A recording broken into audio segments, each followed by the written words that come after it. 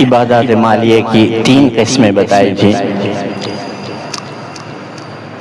ایک قسم واجب ہے اور ایک قسم فرض اور ایک قسم مستحب اور تبرع۔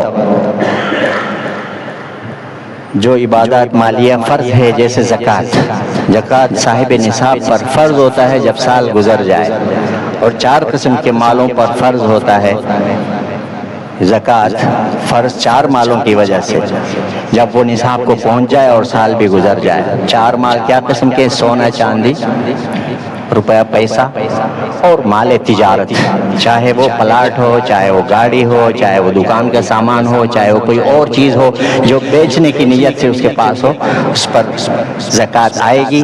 سونا چاندی پاس ہو اس کو بھی اس کے ساتھ ملایا جائے گا، اکاؤنٹ میں زائد پیسہ پڑا ہوا اس کو بھی ساتھ ملایا جائے گا۔ زکوٰۃ ادا کرنے والے دن میں جتنی مجموعی بن جائے گی ان کی مالیت اس سب پر زکوٰۃ آئے گی۔ جس دن زکوٰۃ ادا کر رہے ہیں اس دن یہ مجموعہ سونا چاندی بھی ملایا جائے گا پاس موجود ہے تو، روپیہ پیسہ بھی ملایا جائے گا پاس موجود ہے تو، اور اسی طرح مال تجارت بھی ملایا جائے گا اس میں، اور سب کی مالیت پر مجموعی طور سے زکوٰۃ آئے گی 1,00,000 پر 2,500 کے حساب سے۔ اس کو 2.5% کہتے ہیں ہمارے ہاں۔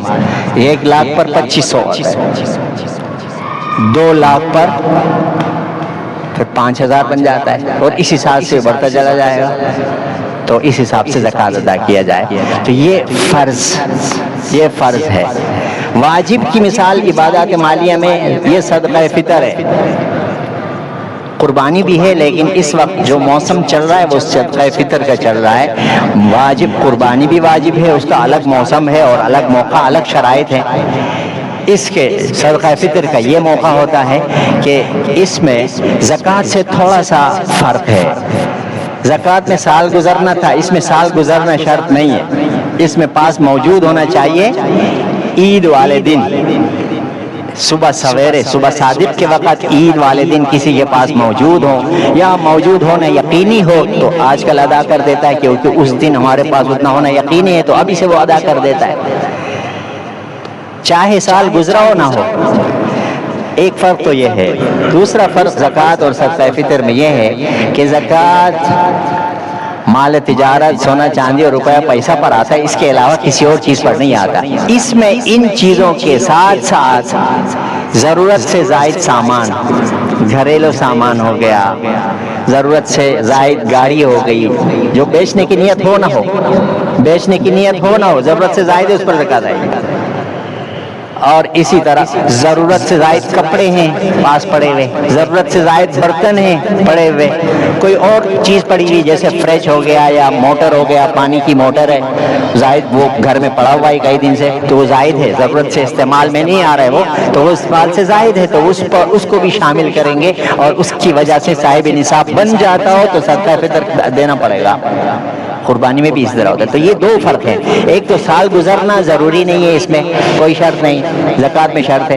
دوسری بات یہ ہے کہ اس میں ضرورت سے زائد دوسرے سامان کو بھی شامل کیا جاتا ہے مال تجارت کے علاوہ بھی، جبکہ زکوٰۃ میں مال تجارت ہونا ضروری ہے، روپیہ پیسہ اور سونا چاندی کے علاوہ۔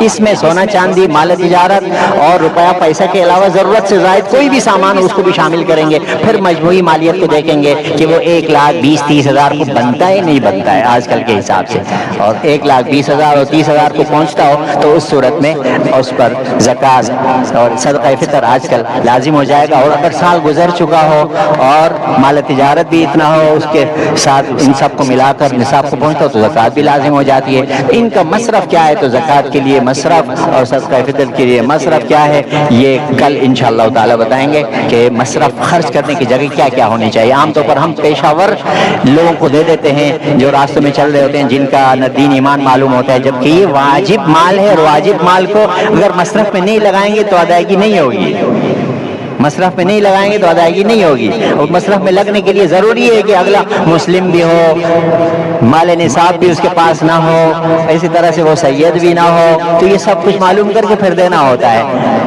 تو یہ جب سے یہ شرائط نہیں ہوں گے، اب ہم پیشہ ور مانگنے والوں کو دے دیتے ہیں، ان کا مذہب بھی معلوم نہیں ہوتا ہے، ان کا نصاب بھی پتہ نہیں ہوتا ہے، بس اوقات وہ پیشہ ور ہوتے ہیں، ان کا اکاؤنٹ بڑا ہوتا ہے اور وہ اپنے طرف سے کر دیتے ہیں۔ تو کل انشاءاللہ تعالی مصرف سے متعلق ہم بات کریں گے۔ اللہ تعالی ہمیں عمل کی توفیق عطا فرمائے۔